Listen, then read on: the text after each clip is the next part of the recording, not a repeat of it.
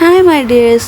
ഉച്ചയായപ്പോൾ ചോറിന് നിന്നപ്പോഴാണ് തൊട്ട് കൊട്ടാൻ ഒന്നുമില്ല എന്നുള്ളത് ഇങ്ങനെ ആലോചിച്ചു. മീനും ഒക്കെ ഉണ്ടെങ്കിൽ പോലും എന്തെങ്കിലും നമുക്ക് ടച്ചിങ്ങിന് വേണ്ടേ.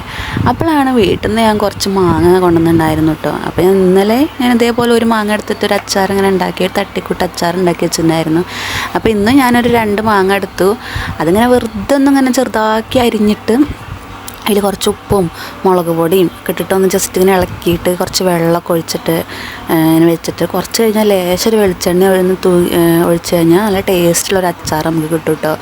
അപ്പോൾ ഒന്നുമില്ലെങ്കിൽ നമുക്ക് ഇതൊക്കെ ചെയ്യാം. കുറേ മാങ്ങായിട്ട് നമ്മൾ അച്ചാർ ഉണ്ടാക്കി വെച്ചാൽ വേഗം അത് നാശമായി പോകും, ഒരു വാടി പോലെയാകും. അപ്പോൾ നമുക്ക് കഴിക്കുന്നൊന്നുമില്ല. അപ്പം നമ്മൾ അച്ചാർ ഉണ്ടാക്കിയിട്ട് കഴിക്കുമ്പോൾ നമുക്ക് നല്ല രസമാണ് കഴിക്കാനൊക്കെ.